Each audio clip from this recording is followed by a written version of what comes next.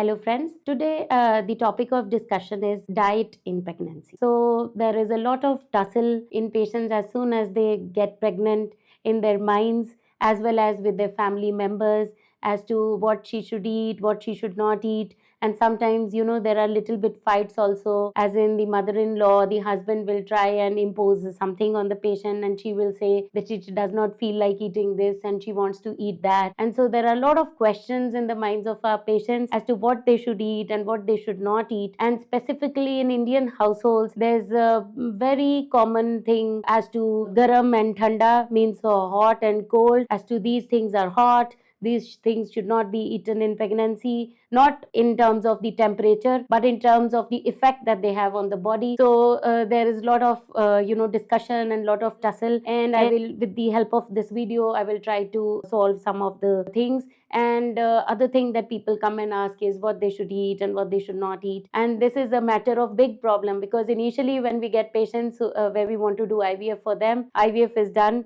and as soon as they get pregnant, they come with new problems, that is what to eat and what not to eat. So the first thing is that once a lady gets pregnant, there are some basic rules, some basic things that we tell them to do and to not do. So the basic things is that most of the times people know it by Google. The first thing is that do not eat any other medicine without prescription. Do not eat any other medicines other than what doctor has told you, or in terms of supplements, only folic acid is something that is required in the first trimester. Later on, iron and calcium are the supplements that are required in the rest of the pregnancy after the first 3 months. Then we tell our patients to avoid taking anything that contains caffeine, like coffee, coke. These are the things that should not be taken, because a pregnancy has high progesterone. The esophagus is a little bit relaxed, so the patients complain of a lot of gastritis. So we tell them not to take too much spicy food in their diet, because they will have more gastritis while they have taken some spicy food. Then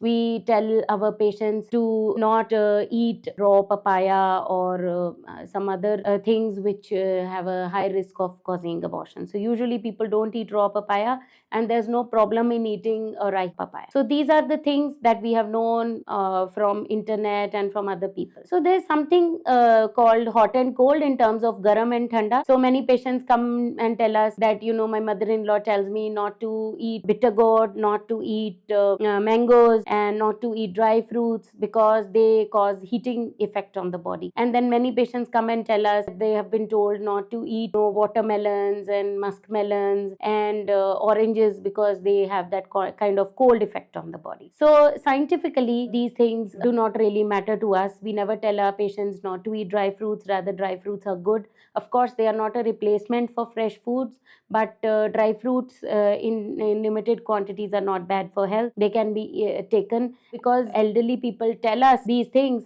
Probably how these things started was that, in previous times, people did not have any limit on the quantities that they were taking, the portions that were taking. So some people were told, like for example, if we eat too much dry fruit, we feel very thirsty after taking too much of dry fruit. So in order to restrict the quantities of dry fruit, probably people started telling that, they have a heating effect on the body and you should not eat in large quantities. So probably because of that. So the moral of telling this is that there's nothing hot and cold, garam or thanda, whereas whatever should be taken in limited quantities. So that's the point. What people try to, when they tell you not to eat too much of anything and take everything in limited quantities. Second thing is that pregnancy is not a state wherein, one can eat 3 meals a day. So pregnancy is something where the filling capacity of our stomach reduces, because baby occupies a large portion in our stomach. So the filling capacity is less. One has to make their own diet charts as to what they have to eat every 2 hours. So small frequent meals is something that we advise our patients to do. That is, they can take small quantities of food at frequent intervals, and every 2 to 3 hours, they can take something. Small frequent meals is something that do not eat too much at one time and fill your stomach, which will cause bloatedness, whereas eat small quantities of food.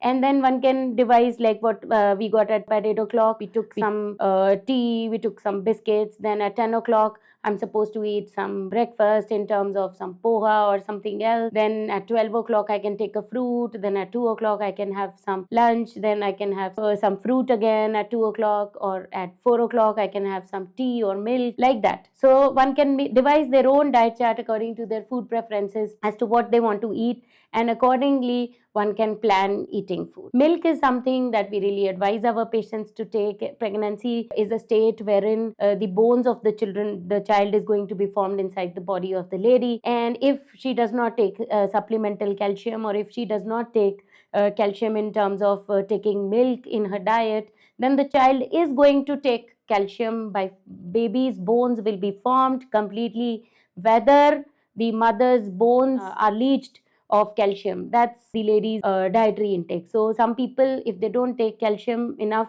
calcium in their diet, complain of bone pains and backache after the child is born, because the child is a parasite. The baby is going to take the calcium from wherever it gets. It has to form its bones. So calcium intake, we say that 1 liter of milk will give about 1 gram of calcium. Then iron requirement is very important, and there is no way by which we can fulfill the iron requirement of the body with the help of some diet or some fruit juices or some fruits. It has to be taken in the form of supplements, and 100 milligram of iron per day for at least 100 days is something that is needed during pregnancy. So there's another very important tussle that happens, is that in the first 3 months of pregnancy, the lady has a lot of nausea and vomiting, and she is forced upon food, because many people in the family say that if you don't eat anything, the child is not going to be healthy. So it's very important for all the family members to know, and that a lady is not, the food requirement or the calorie requirement in the first 3 months is only 100 kilocalories, just like taking 1 glass of milk with sugar per day.